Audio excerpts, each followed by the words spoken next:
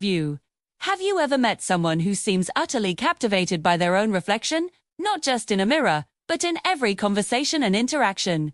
Someone whose world seems to revolve entirely around themselves. Today, we're diving deep into a topic that's often talked about, but frequently misunderstood: narcissism. What is it really? Is it just extreme vanity, or is there more to it? And most importantly, can a narcissist ever change? Stick around as we unravel the complexities of narcissism, from its origins to the paths toward healing. First, let's clear up a common misconception. When we casually call someone a narcissist, we're usually talking about narcissistic traits. We all have them to some degree.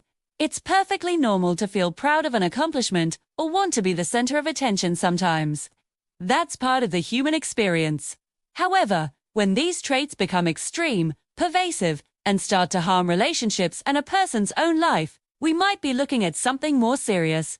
Narcissistic personality disorder, or NPD.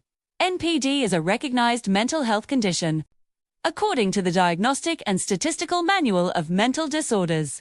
It's characterized by a persistent pattern of grandiosity, a constant need for admiration, and a profound lack of empathy for others.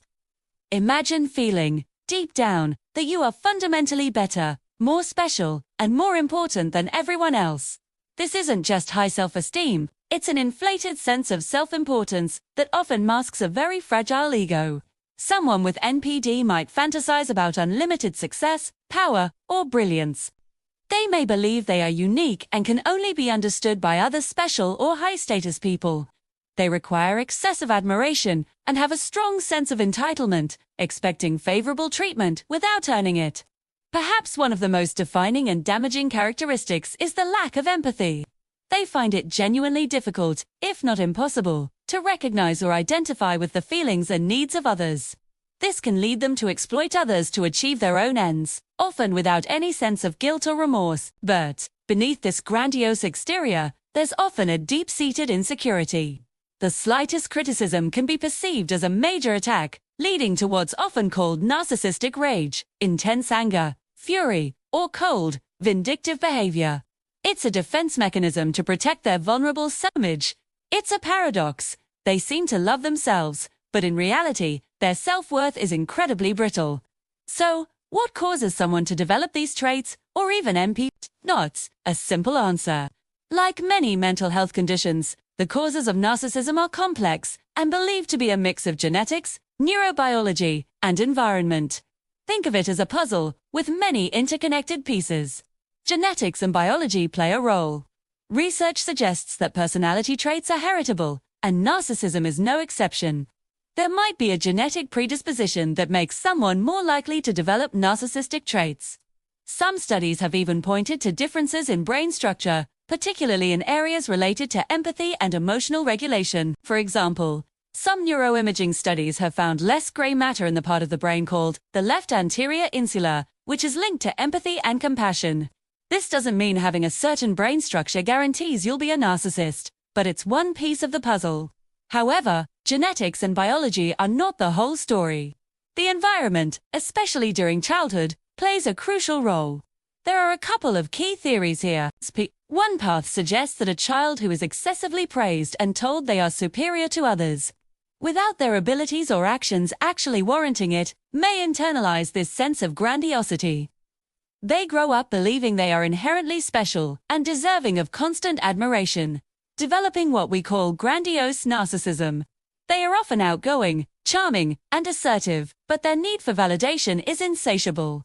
On the other hand, there's a path forged by neglect, abuse, or trauma. A child who experiences consistent criticism, invalidation, or emotional coldness from their caregivers may develop a defensive shell of narcissism to protect themselves. This is often linked to what's called vulnerable narcissism. These individuals still feel superior and entitled, but it's a cover for deep feelings of shame, inadequacy, and fear of criticism. They might appear shy, introverted, or overly sensitive, but the underlying narcissistic dynamics are still there. Their grandiosity is a shield against a world that they felt was hostile and unloving. In either case, the child fails to develop a stable and realistic sense of self. Their self-worth becomes dependent on external validation and admiration from others, success, or status rather than an internal sense of value. It's a survival strategy that, while it might have helped them cope in a difficult childhood, becomes deeply maladaptive in adult relationships. This brings us to the big question: can a narcissist change? This is perhaps the most debated aspect of narcissism. The short answer is, it's incredibly difficult, but not entirely impossible. The primary obstacle to change is the nature of narcissism itself. A core feature of NPD is a lack of insight. Most people with NPD do not believe they have a problem. In their view, the problems are always caused by others. Their spouse is too sensitive, their boss is incompetent, their friends are ungrateful. Why would you seek help for a problem you don't believe you have? For change to even begin, a person with strong narcissistic traits must first develop some level of self-awareness. They need to recognize that their patterns of thinking and behavior are causing harm, both to themselves and to those around them. This moment of realization often comes after a significant life crisis, painful divorce, the loss of a job, or the alienation of their children. It's a rock-bottom moment where the usual defenses are no longer working, and the painful reality starts to seep in. When a person is ready to seek help, the most effective treatment is long-term psychotherapy. There's no pill or quick cure for a personality disorder. It requires a committed, long-term effort with a trained therapist. Several therapeutic approaches can be helpful. Cognitive behavioral therapy, or CBT, can help individuals identify and challenge their grandiose and distorted thought patterns. For example, a therapist might help them reframe a belief, like "I must be perfect at everything," to something more realistic and less pressuring. Another approach is schema therapy, which goes deeper into the childhood origins of these patterns. It helps the person understand their unmet emotional needs from childhood and find healthier ways to meet those needs in adulthood. Psychodynamic therapy can also be effective, helping the individual explore their unconscious defenses and understand the root of their fragile self-esteem and lack of empathy. The goal of therapy isn't necessarily to cure narcissism. Instead, it's about managing the traits more effectively. The aim is to help the individual develop greater empathy, form more authentic and reciprocal relationships, learn to regulate their emotions, and build a more stable sense of self-worth that isn't dependent on constant external validation. It's about helping them see other people as whole individuals with their own feelings and needs, rather than just as tools for their own gratification. This process is slow and often fraught with challenges.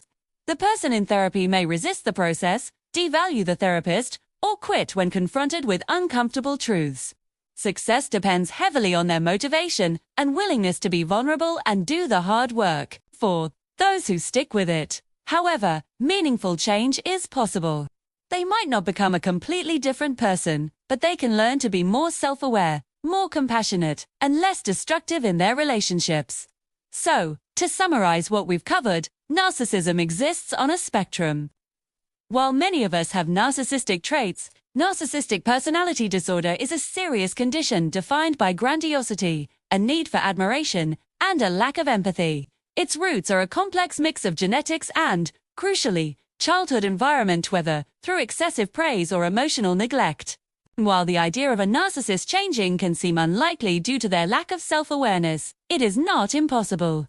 With professional help through therapies like CBT, and a strong personal motivation often sparked by a life crisis, individuals can learn to manage their traits, develop more empathy, and build healthier, more fulfilling relationships.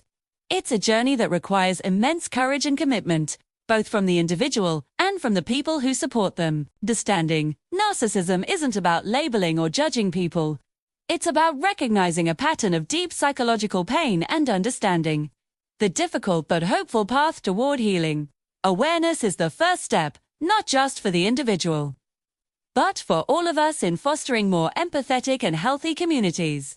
Thank you so much for joining me today to explore this complex topic. If you found this video helpful, please give it a thumbs up and consider subscribing for more deep dives into psychology and self-improvement. Let me know your thoughts or questions in the comments below. See you in the next video.